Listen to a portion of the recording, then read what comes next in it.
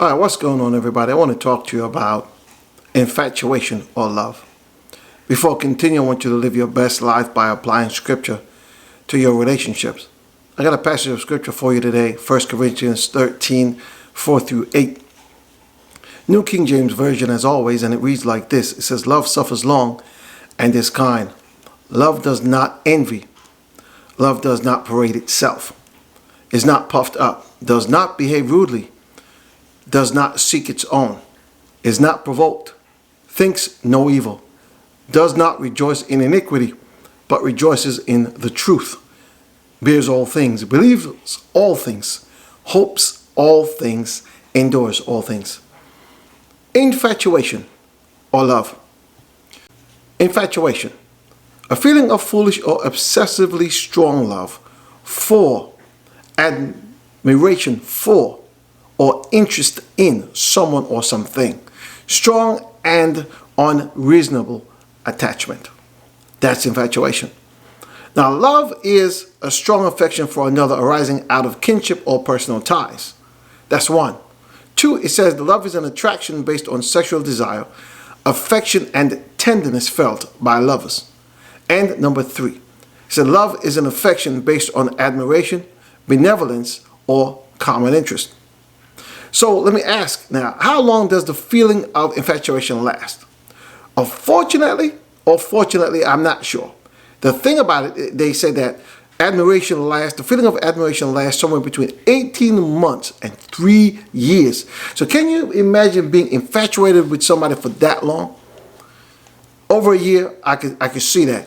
But 3 years? That's crazy. That's absolutely crazy. But it's between 18 months and 3 years. Okay? So it's pretty much all you have of your infatuation stage. 3 years. And then after that, either it fizzles out or it actually turns into love. And this is according to a psychologist, Dorothy Tanoff. Right? So if your infatuation for your partner extends past this amount of time, it could be indicative of a problem in the relationship. Either you love the person or you're infatuated with the person. Because they say in some instances, the short-lived early phase of love is called infatuation. And I understand that. In the beginning, it may not be love, but you're growing to love that person. Right? It goes on to say, however, once this wears away, the real essence of love is free to show itself, as the couple either make deeper connections or realize they are not up to putting the effort in that is needed to sustain a meaningful relationship. And that's why it fizzles out, because you realize, if this is too much, or whatever the situation is, you figure, let's call it quits. It's time to go. But we got to figure out what infatuation is and what love is and know the difference between both. Because too many times we get into relationships and we think we love the person and it's only infatuation and things just not going right. So the signs of infatuation are these. You see and expect perfection. That's infatuation. Okay? This leads to you believing that you have found the perfect person as well as the perfect relationship. They're saying so. Now, all you can see are their best qualities, their appearances, their successes, and their talents. Okay? But you don't see their weaknesses, their insecurities, and their flaws.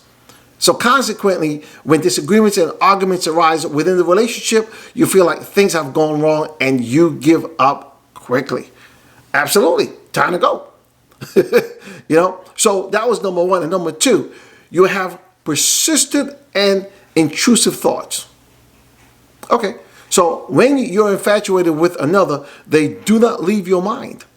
You eat, breathe, and sleep with them on your mind. This is some serious stuff.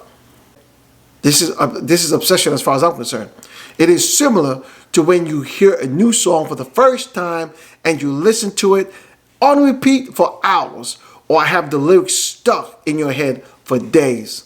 Well, that's happened to me before with a song, where I just couldn't let it go. But it certainly ain't the same thing as being infatuated.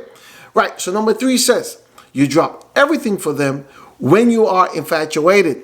you are willing to give up those plans with your friends to have at least a minute with that person, or at least a last minute movie night with your newfound love interest. Okay, you put everything in your life on hold to please them or to see them. It continues to say you become jealous and possessive. You are worried your significant other will be interested in someone else, right?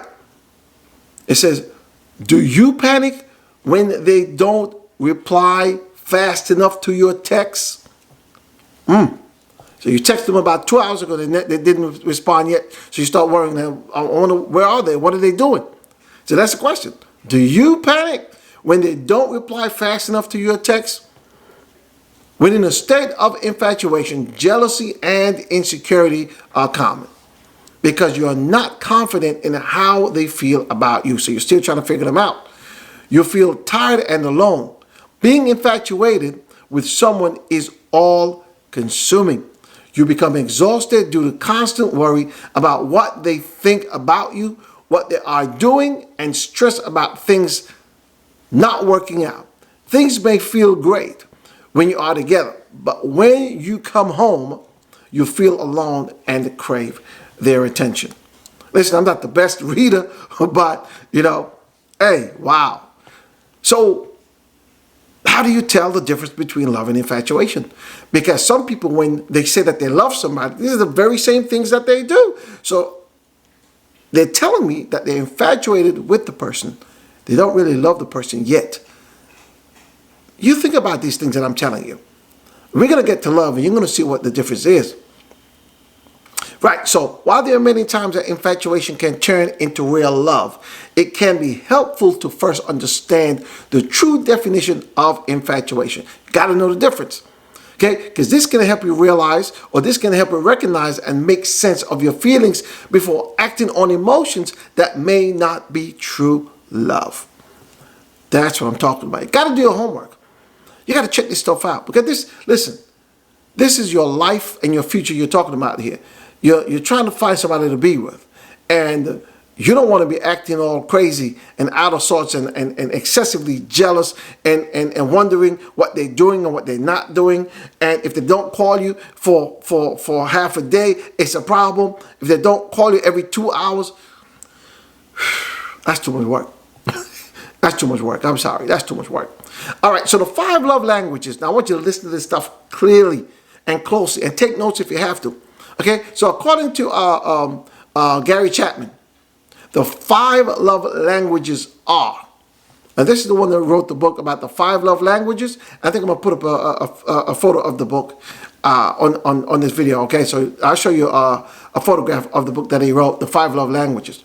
Right. So love language number 1 are words of affirmation, compliments. So you pay compliments to your spouse or to your significant other. You tell them how nice they look, how sweet they smell, and the like. You pay them compliments. The dress is nice, the shoes, the hair is nice, whatever it is. You let them know that they look nice. Pay them compliments. That's love. That's one love language. Number 2 love language is this. You spend quality time with them. You cannot wait to be around them. You miss them when they're gone. I'm telling you, that's some serious stuff. But they're saying that's what love is. Number 3, you give and receive gifts. It has become a ritual to give each other gifts even when it's not a special occasion. That's love. That's love. I'm telling you, that's heartfelt right there.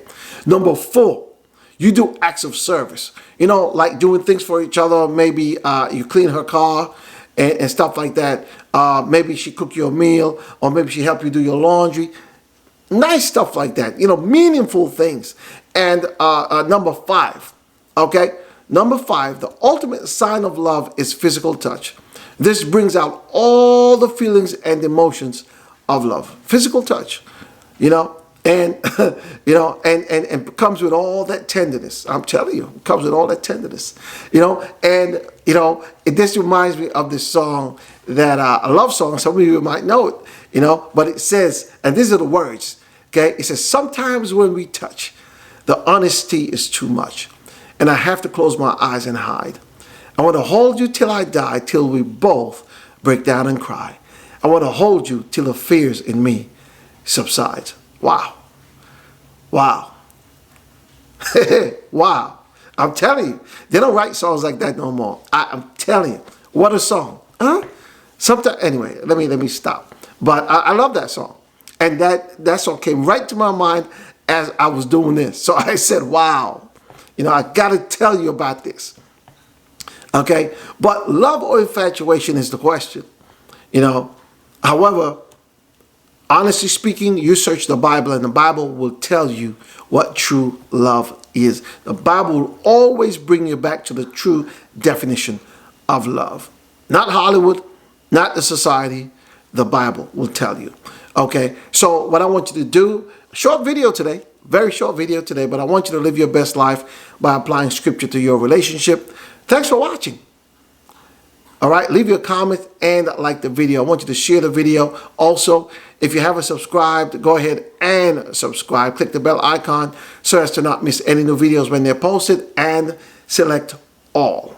All right, my name is William Nelson Ryan, and I will see you in my next video. God bless you and take care.